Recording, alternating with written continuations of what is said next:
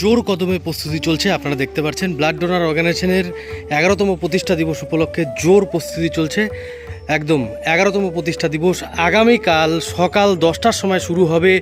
সাগরদিঘির পাড়ে এক বর্ণাঢ্য শোভাযাত্রা র্যালি হবে। তার পাশাপাশি এই উৎসব অডিটোরিয়ামে চলবে রক্তদান শিবির। তার পাশাপাশি এখানে চলবে সাংস্কৃতিক অনুষ্ঠান, বিভিন্ন অনুষ্ঠান রয়েছে। ইতিমধ্যেই ব্লাড ডোনার অর্গানাইজেশনের সদস্যরা তার প্রস্তুতি শুরু করে দিয়েছে। সকলের আমন্ত্রণ রইল। ডিএম অফিসের ঠিক পেছনেই এই উৎসব অডিটোরিয়াম, সাগরদিঘির পাড়, চলে আসবেন।